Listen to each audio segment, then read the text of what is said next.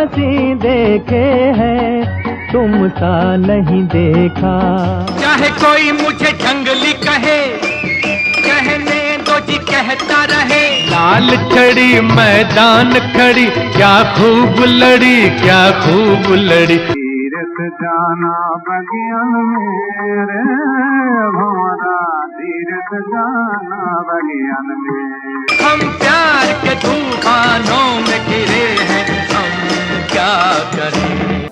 आज मैं शम्मी कपूर और नरगिस के एक किस्से के बारे में बात करूंगा। नरगिस ने पप्पी देने का वादा करके वादा क्यों नहीं निभाया। बात करूंगा शम्मी के संगीत प्रेम के बारे में, और बात करूंगा शम्मी कपूर रफ़ी साहब की इतनी इज्जत क्यों करते थे। प्रणाम, मैं निर्मलेंदु सुहाना सफ़र से। याहू स्टाइल की चर्चा होते ही एक ही व्यक्ति की याद आती है,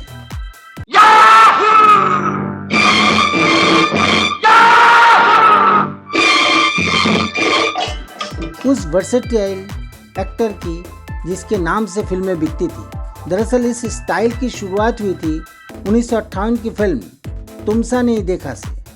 फिल्म तुमसा नहीं देखा का यह गीत, यूं तो हमने लाख हंसी देखे हैं, तुम सा नहीं देखा। यूं तो हमने लाख हंसी देखे हैं, और यही शैली जंगली तक आते आते खिलकर जवानी की दहलीज तक पहुंच गई। इस शैली ने उन्हें यानी शम्मी कपूर को शोहरत की बुलंदियों तक पहुंचाया। दरअसल शम्मी कपूर का मतलब होता था पर्दे पर चुलबुली अदाओं और बेपरवाह सा बिंदास और असंतुलित नृत्य।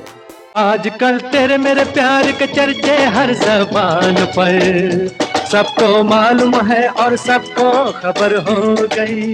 एक बिल्कुल अलग स्टाइल और एक बिल्कुल अलग अंदाज, और सच तो यही है कि इसी स्टाइल ने प्यार के चर्चे हर ज़बान पर, सबको मालूम है और सबको खबर हो गई। सबको मालूम है, सबको खबर हो गई। लाखों युवक युवतियों को रातों रात दीवाना बना दिया। आज हम उनके इस स्टाइल लाल छड़ी मैदान खड़ी, क्या खूब लड़ी, क्या खूब लड़ी। लाल छड़ी मैदान खड़ी, क्या खूब लड़ी, क्या खूब लड़ी को प्रेरणा कैसे मिली, उस संदर्भ में एक रोचक किस्सा बताने जा रहे हैं। एक पत्रकार को शम्मी साहब ने कभी बताया था कि मेरे स्टाइल में एक रिदम थी, एक अल्लड़पन था, एक चुलबुलापन था, एक सम्मोहन था, जो सचमुच म्यूजिक से ही पैदा हुई थी, और उसका असली क्रेडिट जाता है नरगिस जी को। हम दिल से गए, हम जान से गए, बस आंख मिली और बात बढ़ी। शम्मी कपूर लाल छड़ी मैदान खड़ी में जिस तरह से अभिनय किया वो सब जानते हैं। शम्मी ने अपने एक खास इंटरव्यू में बताया था कि जब वो छोटे थे यानी बालक थे, तो फुर्सत मिलते ही राज जी यानी अपने बड़े भाई राज कपूर की शूटिंग देखने चले जाते थे।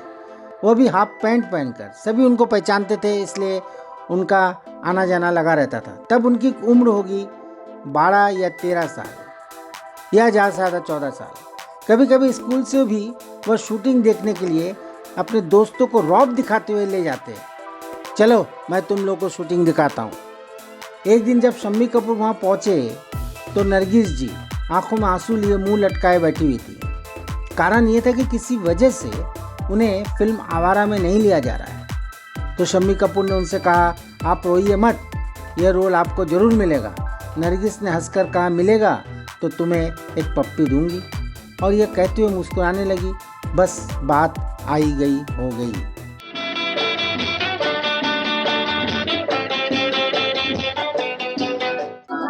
आवारा हूँ या गर्दिश में हूँ, आसमान का तारा हूँ।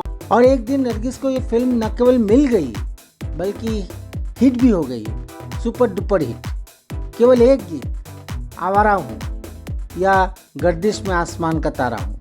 आवारा हूँ या गर्दिश में हूँ, आसमान का तारा हूँ ने उन दिनों धूम मचा के रखा था।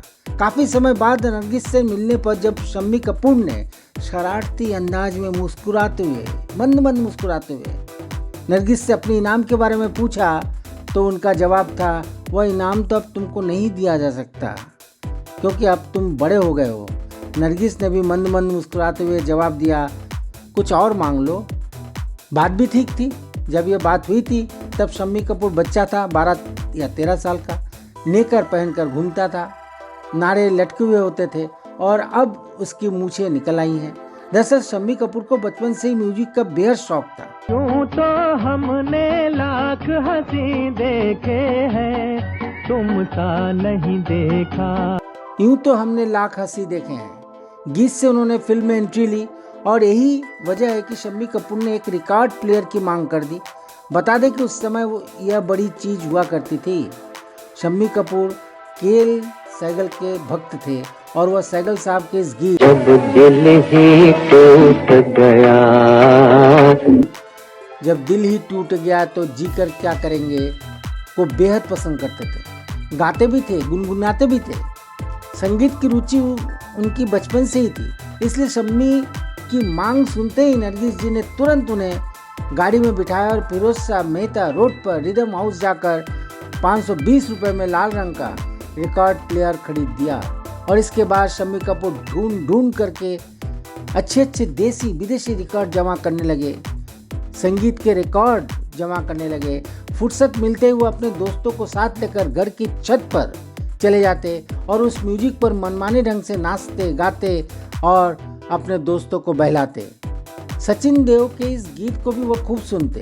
तीरथ जाना बगियन मेरे भंवरा, तीरथ जाना बगियन में, धीरे से जाना बगियन मेरे भंवरा से, और उसी हिसाब से नाचते भी।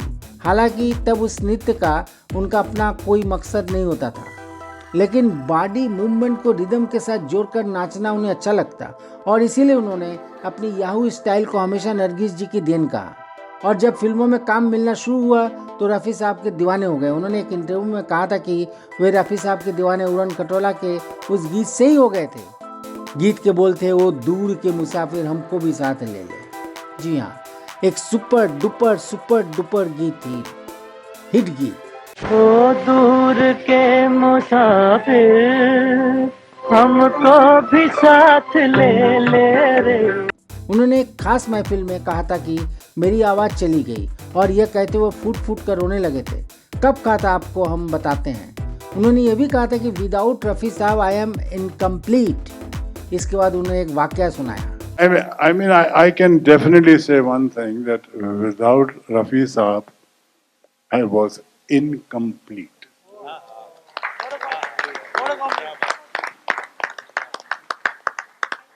Rafi Saab was a wonderful man, a very fine human being. और जो दूसरी बात मेरे अभी दिमाग में आती है, जो मुझे दिल पे बहुत लगी थी, वो बात वो है, कुछ आज से 30 साल पहले मैं गुरु पूर्णिमा के दिन पे वृंदावन जाया करता था, हमेशा, हर साल, क्योंकि मेरे गुरु जी वो हिमालय से नीचे आ जाया करते थे, उनका आश्रम था वृंदावन में, और हम गुरु पूर्णिमा के दिन वृंदावन जाया करते थे। और हर साल की तरह उस साल भी कुछ सुबह 4 बजे का वक्त होगा और मैं और मेरी बीवी वो एक वहाँ पे आश्रम है, उसमें से हम रिक्शा पकड़ के अपने गुरु जी के मंदिर की तरफ जा रहे थे कि एक बंदा आया वहाँ पर। एक बंदा साइकिल पे आया जोरों से और मेरे रिक्शे के पीछे आया और उसने रिक्शा रोक के कहा, शम्मी साहब एक आपसे बात करनी है। मैं कहा हाँ कहो बेटे। शम्मी साहब आपकी आवाज़ चली गई। मैंने कहा मेरी आवाज़ तो अच्छी भली है भैया, मैं कल रात को भी खूब भजन गाए और अभी भी मंदिर की तरफ जा रहा हूँ और आज भी गाऊंगा, तुम आना वहाँ पे मस्ती से, आज खूब भजन होंगे, आज तो गुरु पूर्णिमा का दिन है। कहते नहीं शम्मी साहब आपकी आवाज़ चली गई है। मुझे कुछ समझ में नहीं आया। मैंने कहा आप कहना क्या चाह रहे हैं? मेरी आवाज़ अच्छी बोलिए। अरे शमीर साहब, रफ़ी साहब चले गए, उनका निधन हो गया, आपकी आवाज़ चली गई। I started crying, I started crying right there. My wife is a witness to it. I didn't have words to say. I didn't know what to do. I couldn't be there for a man who did so much for me. I couldn't be there in his last moments. ये मुझे अफसोस है और ये मैं इस बात को कभी नहीं भुला पाया। शम्मी कपूर की आवाज़ यानी रफ़ी साहब तो चले गए, लेकिन उनके डांस स्टेप्स का कोई जवाब नहीं है, आज भी कोई जवाब नहीं है। उनके डांस स्टेप्स देखकर आज के बच्चे भी सीखते हैं। आज जब एक छोटे से छोटे स्टेप के लिए हीरो हीरोइन डांस डायरेक्टर पर निर्भर है, ऐसे में यह विश्वास करना सचमुच मुश्किल है कि इतनी फिल्मों के सुपरहिट नृत्य उन्होंने खुद ही संयुक्त कैसे किए होंगे, क्योंकि उनकी एक अलग स्टाइल थी। कोरियोग्राफर उनको जो भी समझाते वो उसको और बेहतर ढंग से करके दिखा देते। शम्मी कपूर की संगीत संवेदनाओं, बचपन से ही संगीत की समझ और फिल्मों के प्रति उनका आकर्षण अद्भुत रहा है।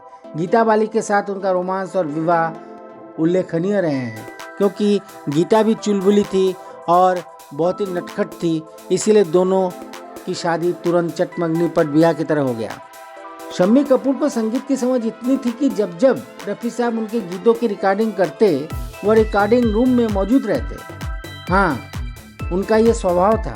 लेकिन इस गीत आसमान से आया फरिश्ता प्यार का सबक सिखलाने, आसमां से आया फरिश्ता प्यार का सबक सिखलाने की रिकॉर्डिंग के वक्त वहाँ मौजूद नहीं थी। फिर क्या हुआ, चलिए सुनते हैं शम्मी कपूर की जुबानी, वो क्या कहते हैं। उनकी हरकतें हैं जो आदमी दिल से नहीं भुला पाता। जैसे कि he had a great sense of humor, लोगों को मालूम नहीं है। मैं अक्सर अपने गानों के वक्त पे मैं वहाँ पर हाजिर हुआ करता था, रिकॉर्डिंग पे आम तौर पे होता था। रफ़ी साहब भी विटनेस हैं, और इसलिए नहीं कि मैं कुछ ज़्यादा कर सकता हूँ, लेकिन मैं वो चाहता था कि मैं किस तरह से उसे पेश करूँगा स्क्रीन पे, उस तरह से अगर वो गा जाए तो मुझे बड़ी खुशी होती थी, उनको भी खुशी होती थी। और रफ़ी साहब अक्सर पूछते भी थे और इंतज़ार भी करते थे। लेकिन कभी ऐसा भी हुआ कि मैं मुमकिन है कि बम्बई में नहीं हूँ, हिंदुस्तान से बाहर हूँ कहीं, और मेरा गाना रिकॉर्ड हो गया। और जब मैंने वो गाना सुना तो मैंने सोचा कि रफ़ी साहब ने ये गाना बिल्कुल उस तरह से कैसे गा दिया जैसे कि मैंने चाहा था। तो मैंने जाके उनसे पूछा, रफ़ी जी मैं तो वहाँ पे था नहीं, आपने ये बिल्कुल वो जो जगह ली है, वो आसमान से आया फरिश्ता और वो बीच में ये सब, और कहना पापा की कमा तनु। और मैं सोचा कि एक गाना शम्मी कपूर गाने वाला है, उन शम्मी कपूर किस तरह गाएगा, वो एक हाथ इत्थे सटेगा और फिर एक हाथ उत्थे सटेगा और एक टंग उत्ते बचाएगा और फिर अपने सर दे बल उठ के वो गाना गाएगा। तो मैं क्या, मैं उसी तरह गावांगा, और मैं यही सोच के मैंने गाना गाया। आपने सुना शम्मी जी ने क्या कहा कि उनकी आवाज़ चली गई। वो एक बहुत ही नेक इंसान थे, वैसा इंसान उन्होंने जीवन में कभी नहीं देखा। और ये सच है कि रफ़ी साहब जैसा इंसान हमने भी नहीं देखा, क्योंकि हमने जो सुना पढ़ा, और एक बार मैं मिला था तो मुझे लगता है कि रफ़ी साहब जैसे लोगों की इस दुनिया में आज ज़रूरत है, जो सबको लेकर चलते थे। उनको कोई ग्लानि नहीं थी, कोई मनमुटाव नहीं था। वो इसी तरह चलते गए, गाते गए, हंसते गए, और हंसते हंसते असंख्य गाने गाए जिनका कोई आज जवाब नहीं है। तो आज बस इतना ही। यदि आपको यह प्रयास अच्छा लगा हो तो कृपया सब्सक्राइब करें और शेयर भी करें, ज़्यादा से ज़्यादा शेयर करें, और प्लीज़ कमेंट करना कृपया ना भूलें। प्रणाम।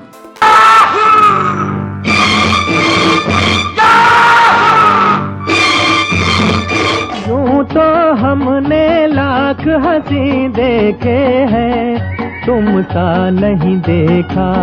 चाहे कोई मुझे जंगली कहे, कहने दो जी कहता रहे। लाल छड़ी मैदान खड़ी, क्या खूब लड़ी, क्या खूब लड़ी। तीरथ जाना बगियन मेरे भंवरा, तीरथ जाना बगियन में। हम प्यार के तूफानों में घिरे हैं, हम क्या करें।